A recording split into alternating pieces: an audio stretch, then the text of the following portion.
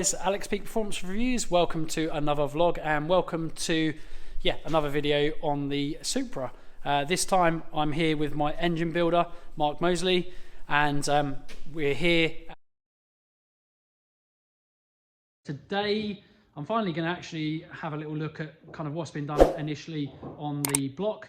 Lots of things still to be done, but as you would have seen from my prior videos, I've told you about my delays. So it is taking longer than I want it to take, but because of the delays from America. But enough about that. We're going to go on and see, things about the block. Speak to my engine builder, and we'll go through, all the weird and wonderful things of my lovely 2JZ, which is going to look amazing once it's in the car. Here at Mark's Extreme Race Engines, we've got Mark Mosley. Some of you guys, if you are drag racers and people who watch drag racing, will know or recognise this car. This is actually Mark's car. He races Santa Pod and pretty much Santa Pod, Malta and things like that as well. Most of the time Santa Pod, yeah. Most of the time Santa Pod. And he's got this R32 GTR Skyline, which runs, I believe, somewhere around the mid-8s, is that right? Mid-8s is the best we've had, yeah. Mid-8s terminal speed. 165, yeah. So reasonably quick to say the least, and that's obviously an under exaggeration. So that is a insanely fast car, massive spec. We're not here for that, even though I could do a whole video around that. Maybe another day, certainly will do 100%. When Mark's got this up and running again, we'll probably try and get down to Santa Pod and follow him and give you a full build video on this car as well. But we are here for my 2JZ because Mark is building my motor. Like I say, lots of work I'm kind of doing, people will see, but I'm going to get Mark to talk through the build with me today, because he knows obviously a lot more about what's been done or what's been done so far on the motor. So where are we at, I suppose, Mark? What's kind of been done or what's starting to be done? We're at the basic stage of building Alex's block. First things first, obviously Alex has gone for the Real Street billet caps. These are all installed, and then the engine is line bored to an exact clearance that we want for the crank. And he's obviously going for uprated stud kit as well, not just your standard bolts to hold the caps on. Obviously then the block is decked on the top, just to make sure you've got a nice flat surface. So the block's the basic thing done. We've got the line bore done, we've got the decking done. Next thing to them was to look at the crank. The crank has obviously had a micro polish and a balance, because we checked all of the main rod journals. They're all within size, so we haven't got to grind it to a smaller size. That machining been done. Obviously then we just install the crank, get all the clearances right, and then move on to the next stage, which would be when Alex's rods and pistons turn up, to start fitting rods and piston signs, which would be a hone to finish size for his new pistons. And that's that first stage, really. Okay, cool. No, brilliant. So links in the bio to probably some of what's done or my kind of spec sheet. It is massive. I think even evolving all the time, to the extent I think sometimes Mark doesn't really know or forgets what's probably being done and what's on it as such. But obviously as he's been fed these kind of parts, he'll obviously know. But as kind of Mark touched on, I'm kind of going overboard.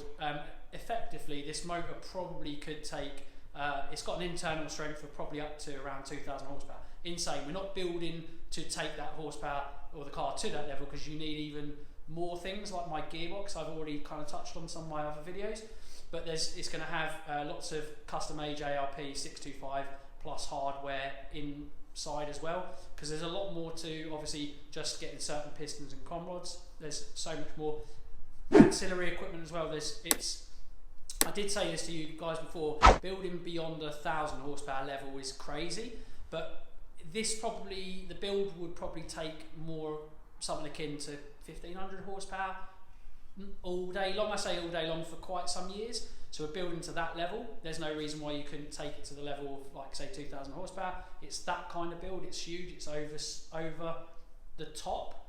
But I want this to hold together for a long time. So like I say, we've gone billet mains, we've gone, you know, you name it, we've gone for it. I'll let Mark talk to you a bit more about that as well. So I'm going to go on to the head side of things, because like I say, I haven't got the pistons and conrods here for you. Again, links in the bio to the spec I've gone for. I've basically gone for a Diamond HD piston set, which basically has a moly coating on it, gas ports and stuff like that, and loads of lovely, weird and wonderful things. Really been designed well. It's also got an uprated set of kind of wrist pins, obviously something you don't want to forget as well. They're H13 hardened steel, nice kind of thick wall. I'll kind of show you an example of it in a moment. And we've gone for some Brian Crow Pro H Plus rods as well, and they are big old thick chunky boys. And we're, like I say, we're waiting for them, so head work is being kind of done at the moment. You'll see some of my old parts actually out, but we've got a different spec of cam shaft going in now. But Mark has also done some really lovely head work as well, so we'll show you that, and I'll let Mark talk to you a bit more about the head as well. Yeah, so Mark, tell us about, I suppose, the head and what's been done and what you've been doing and what else is involved, I suppose. Well, originally we were just sort of going for a refresh on the motor, but Alex is now starting to push the boundaries with what he wants to do. So obviously we looked at the camshafts he's got, looked at the head he'd got, the valve spring, valve train kind of set up, and because he wanted to push a little bit more horsepower, I said we needed to maybe look at the camshafts, go with a bit bigger spec camshaft. And from previous knowledge on the Supra head, yes, they are a good head in total stock form, but we know in head flowing the exhaust side on these is from stock is a little bit detrimental. So some people call it a pocket port, but it's basically just there's been a little bit of porting on the exhaust just to help the gasket out. It's easier for it to get in, obviously under pressure, so not so much work needs to be done on the inlets at Alex's level, but we've done more work on the exhausts to help the gasket out. And then obviously 3-angle valve job, nice race seat to help it all flow nice, and then it'll all get matched with the gaskets and intakes and exhaust what Alex is going to use for his build.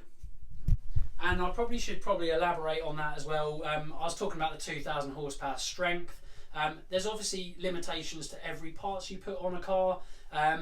We're actually obviously matching this internal strength or the parts to match essentially the turbo that's on it, and also probably give it some future proofing, because anyone that will know me will know that I sometimes want different things. I've spoken to you about how what I will do with this, use this kind of car for. So I didn't want to go over the top initially, so we've gone with a 6870 turbo, dual ball bearing, Gen 2 forged wheel turbo, very clever turbo, flows very good amounts of horsepower. So yeah, like I say, the 6870 turbo is going on there. The maximum potential kind of horsepower you can get out of something like that is kind of 1100 to 1200 horsepower at the flywheel, give or take. Some people have even got a little bit more than that. So that's kind of what we're going to try to push on Remain at Race Cow's dyno. It will probably actually be less because it's a very harsh dyno, but essentially that's what we're kind of looking to get out of this. And the build that I had prior, all the parts that have kind of come out, they really would have only been good for about 1000 horsepower at the flywheel, and that would have been really stretching it and pushing it. So that wouldn't have been any good for us really. So like I say, we decided just to not mess around, and I decided to build it for a kind of internal strength of around 2000 horsepower. So if I want to go with a much bigger turbo at a later date, I can do. But I want to see how everything plays out, how it all feels, what kind of results the kind of car's giving me when we get to that power level. When I say that power level, I mean the 1100, 1200 horsepower flywheel range. I'm sure it's going to be really, really good because we're using lots of carbon fibre, some titanium, some aero stuff, some aero mods. So the car is going to be really light, nicely aerodynamically efficient. So we should be getting some really, really good results with the car like that. So yeah, future proofing it nonetheless. So if we do want to run a bit of a bigger turbo to get some even better results at a later date, I say better results, you get better results in some areas and maybe not so good in others. And when I mean that, I mean more drag racing terms. You'll get better half mile speeds and terminal speeds at VMAX, but it may not want to ever go round track again because it may be, well, too much of a handful at the end of the day to take round circuit. So I've got to weigh up my options when I get to probably the end of this year, hopefully after having this car at that level for quite some time. Enjoy it for a little while and reassess at the end of the year. But yeah, can't wait, really looking forward to it. So yeah, here are the old camshafts, GSE S1s. Quite a reasonably aggressive cam shaft, up to kind of 1,000, even 1,200 horsepower. There's no reason why you can't run it even more than that. We've got titanium valve springs and retainers from BC, but I have decided to go with Beehive coils to give me more control at higher RPM, because I am going to increase my RPM. I'm going to go shimless buckets this time around as well, which I'm looking forward to. The Titan Motorsport camshafts will be retained, but we're going with some BC racing little kind of cam bolts on the end there as well. And like I say, lots of titanium being used here, there and everywhere. Some beautiful valves, they're for rear valves, competition pros, and yeah, looking forward to getting the new spec. And once they come in, I probably will do another video for you as well.